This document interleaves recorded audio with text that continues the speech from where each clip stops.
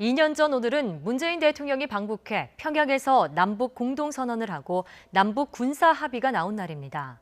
이후 남북 간의 군사적 긴장이 완화되기도 했지만 이후 북미 협상이 교착 상태에 빠지면서 남북 관계도 좀처럼 경색 국면을 벗어나지 못하고 있습니다. 김용현 동국대 북한학과 교수와 함께 최근 남북 관계 상황과 해법 짚어보겠습니다. 어서 오세요. 네, 안녕하십니까. 네. 자, 오늘로 9.19 평양 공동선언 그리고 남북 군사 합의 2주년이 되는 날입니다. 그렇습니다. 먼저 각각 어떤 내용들을 담고 있는지 간략하게 설명해 주시죠. 평양 선언의 핵심은 역시 남북 군사 부분에 있어서 합의 내용이다라고 봐야 됩니다. 예. 그만큼 9.19 군사 합의가 중요한 것이다 이렇게 봐야 될 것 같고요. 평양 선언 내용은 전체적으로 보면은 그 적대 관계를 종식시키면서 교류를 확대하자는 그것이 평양 선언의 핵심적인 내용이고요. 또 그 과정에서 우리가 주목해야 될 것은 네. 북한의 핵 포기 의사를 명확하게 남북 지도자가 있는 자리에서 그것이 평양 시민들에게 전달됐다는 것입니다. 평양 5.1 경기장에서 15만 평양 군중이 모인 자리에 문재인 대통령께서 직접 김정은 위원장 옆에 있는 자리에서 남북 최고 지도자가 북한 핵 폐기, 한반도 비핵화를 위해서 적극적으로 노력하겠다는 그런 의지를 천명을 했거든요. 예. 그런 것들이 이제 핵심적인 거다 이렇게 봐야 될 것 같고. 네. 9.19 군사합의 같은 경우는 군사 측면에서 군사적 측면에서 적대적인 행위의 종식을 천명한 것이다 이렇게 봐야 됩니다. 네. 그 과정에서 뭐 다양한 합의들이 있었습니다만 크게 보면 그 DMZ 또 군사 분계선 선상에서의 우발적 충돌이랄지 이런 것들을 원천적으로 없애는 예. 적대 행위를 하지 않는 그런 다양한 조치들이 만들어졌고요. 또 NLL 선상에서의 군사적 충돌 가능성들도 완전히 그것을 없애는 이런 차원에서 충분한 그 논의 속에서 9.19 군사합의서가 만들어졌다. 이것은 매우 중요한 성과다라고 봐야 되고 현재도 그것은 잘 지켜지고 있다고 봐야 됩니다. 예. 자, 일단 핵 폐기를 위한 적극적인 노력 의지가 담겼고 네네. 또 남북 간 무력 충돌 방지를 위한 다양한 조치들을 담고 있다라고 그렇습니다. 긍정적으로 평가를 하셨는데 네. 실제로 남북 관계에 긍정적인 변화가 있었는데 지금도 잘 이행되고 있다고 방금 말씀하셨는데 어떻게 평가하고 계십니까? 그렇습니다. 지금 이제 한두 차례 북한에 위반 사례가 있었던 건 사실입니다만 그건 소규모 북한의 행동이었습니다. 대규모 무력 시위는 아니었고요. 그것을 제외하고는 그동안 2년 동안 9.19 군사합의는 잘 지켜져 오고 있다 이렇게 봐야 되는데 예. 물론 이제 우리 국민들이 보시기에는 지난번 개성 공동연락사무소 폭파도 있었고 그렇게 보면 뭔가 좀 문제가 있는 것 아니냐 이렇게 보실 수도 있지만 네. 사실은 그 9.19 군사합의는 잘 지켜져 오고 있다. 그 북한의 무력 시위나 또는 판문점이나 또는 JSA 남북 공동 경비가 이루어지고 있는 판문점에서 전혀 그런 충돌 사태도 없는 상황이고요. 그런 점은 대단히 긍정적이라고 봐야 됩니다. 예. 또 하나 중요한 부분은 제가 볼 때는 북한이 지금 핵실험이나 또는 ICBM 발사를 9.19 군사 합의 이후에 단 한 번도 하지 않고 있습니다. 그러니까 2018년도 이후에 2017년도까지는 북한의 군사적인 무력 시위가 미국을 향해서 또는 남측을 향해서 굉장히 아주 강도가 높은 무력 시위들이 있어서 전쟁 일기설까지 갔지 않습니까? 예. 그런데 2018년도부터 4.27 합의 그다음에 그 싱가포르 북미 정상회담 또 9.19 평양선언 이것을 거치면서 군사 부분에 있어서는 최소한 군사 부분에 있어서만큼은 한반도에서의 긴장은 완전히 다운이 됐다. 이런 점에서 저는 대단히 큰 의미가 있다.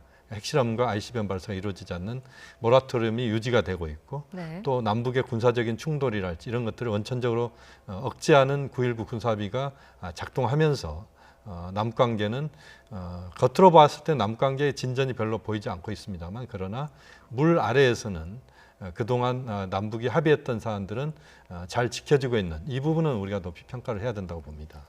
네, 그런데 앞서 김 위원장이 핵 포기 의사를 명확하게 밝힌 점을 긍정적으로 보셨는데 네네. 여전히 북한의 핵 폐기는 물론이고요. 네. 이산가족 상봉이나 개성공단, 금강산 관광 재개 등의 합의가 이행되지 못하고 있는 게 현실입니다. 그 원인은 어떻게 보십니까? 역시 이제 가장 큰 것은 북미 관계라고 봐야 되겠습니다. 다시 말씀드리면 미국의 대선 레이스가 지금 11월 달까지 진행이 되는데 예.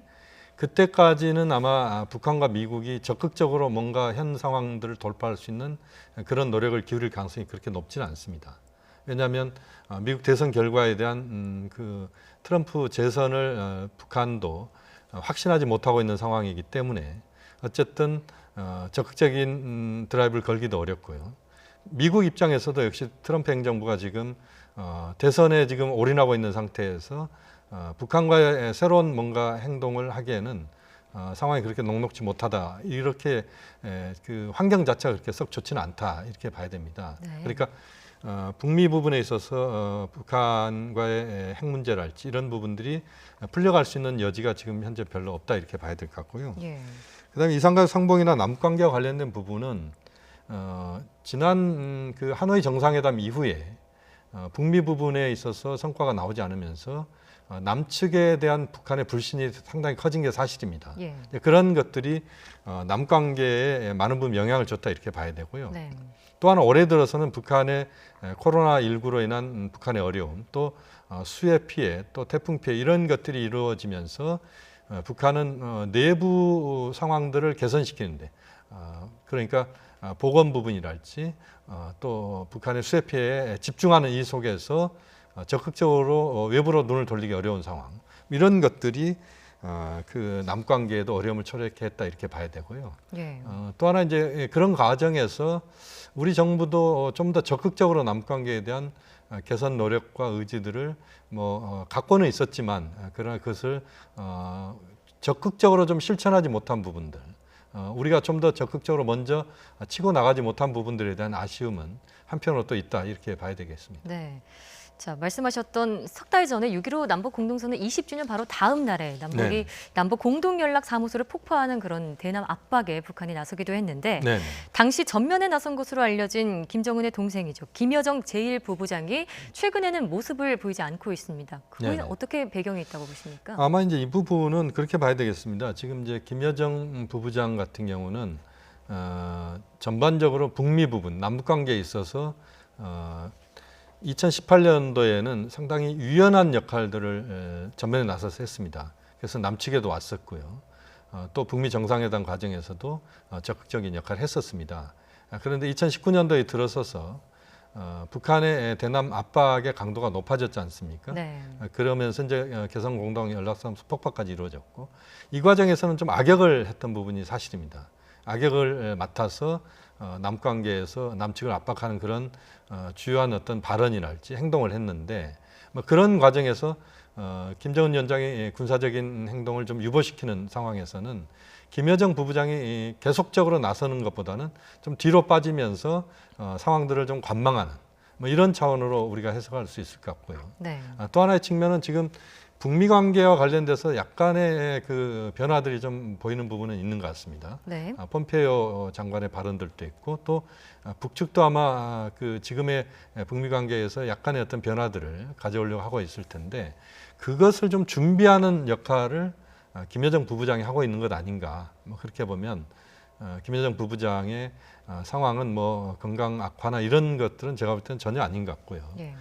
오히려 현 상황에서 새로운 모색을 하는 그 과정에서의 좀 더 휴지기 상황을 맞이하고 있는 것 아닌가, 그렇게 보고 있습니다. 그렇군요. 자, 그런가 하면 정부는 북한이 여전히 9.19 합의를 지키려는 의지가 있는 것으로 평가하고 있습니다. 이인영 통일부 장관의 발언 잠시 들어보시죠. 한미연합사령관도 최근 토론회에서 북측이 군사 합의를 준수하고 있다고 평가한 바 있습니다. 남북의 갈등이 아직 존재하는 상황에서 군사적 긴장을 완화하고 접경 지역의 평화 상태가 유지되고 있다는 점은 가장 높이 평가받을 수 있을 것입니다. 네, 이인영 장관은 북한이 합의 준수 의지가 있다고 보는 몇 가지 사례들을 또 언급하기도 했는데, 네. 자, 이를 두고 북한을 대화의 장으로 견인하기 위한 포석이다, 이런 분석도 있습니다. 이런 정부의 평가나 움직임은 어떻게 보십니까? 역시 이제 이인영 장관 입장에서는 9.19 2주년을 맞이해서 좀 더 적극적인 남북관계 개선 의지를 표명하는 것은 장관으로서는 당연한 역할을 한다라고 보고 있습니다. 물론 이제 북한의 호응과 관련돼서 이 시간까지도 9.19 2주년에 대한 북한의 담화나 성명은 나오지 않고 있습니다. 오히려 이제 코로나19와 수해 복구, 태풍 복구에 전념하는 것들만 지금 보도가 되고 있는데 애써 좀 무시하는 듯한 그 느낌입니다. 9.19 2주년에 대해서. 다만 이제 그 이인영 장관의 이런 발언들은 앞으로 남관계에 대해서 문재인 정부가 적극적인 의지를 갖고 그 북측과 함께 나갈 수 있다는 새로운 다짐, 또 그 과정에서 북측에 보내는 신호라고 하는 측면에서의 판단을 해야 될 것 같습니다. 결국 현재 상황에서 지금 9.19 2주 전인 오늘 시점에서 남관계에서 새롭게 지금 만들어지고 있는 것들은 구체적으로 눈에 보이지는 않고 있지만, 그러나 준비를 하면서 새로운 어떤 변화들을 모색하겠다. 또 지금 코로나19나 수해 또 태풍 피해라고 하는 것 자체가 어쨌든 남관계 또는 국제사회에서의 대북 지원이 필요한 시점이 저는 올 거라고 보는데요. 이런 것들에 대해서 준비하는 차원에서의 좀 포석을 미리 발언을 통해서 하고 있는 것 아닌가, 그렇게 평가를 하고 있습니다. 자, 앞서 미 대선을 앞두고 북미 관계가 이렇다 할 진전이나 혹은 성과가 없다고 하셨는데 폼페이오 미 국무장관이 북한과 비핵화 협상을 진전을 위해서 노력하고 있다고 밝혔습니다. 북미 간의 어떤 물밑 접촉이 이뤄지고 있는 건지, 대화가 조만간 이뤄질 가능성 어떻게 보십니까? 이 부분은 그렇게 봐야 될 것 같습니다. 이제 트럼프 행정부 입장에서 지금 대선이 석 달도 지금 안 남았는 상황인데요. 이 상황에서 북미 관계를 어떻게 풀고 갈 것인가 하는 부분은 최소치는 현 상황의 안정적 관리라고 봅니다. 다시 말씀드리면 북한이 핵실험을 하지 않고 또 ICBM 발사를 하지 않는 이런 조건에서 북미 관계를 적절히 관리한다. 이런 차원에서 보면 폼페이오 장관의 발언은 북한과의 그 대화 그 파이프를 계속 유지하면서 그 과정에서 북미 관계 앞으로 변화를 모색한다라고 하는 이런 정도까지는 폼페이오 장관도 지금 북측에 그런 정도의 신호를 보내고 있을 것이다, 이렇게 봐야 될 것 같고요. 최대치로 보면 북미 정상이 11월 달 미 대선 이전에 만나거나 또는 화상 그 회의를 하거나 정상회담을 하거나 이 가능성도 열어두고 있는 것 같습니다.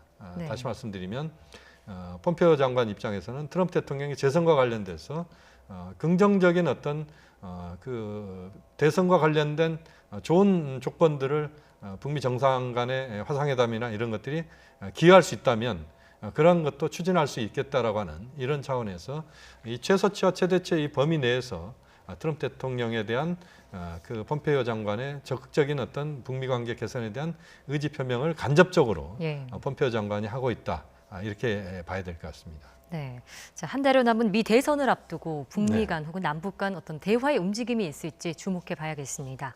김용현 동국대 북한학과 교수와 함께했습니다. 오늘 나와주셔서 고맙습니다.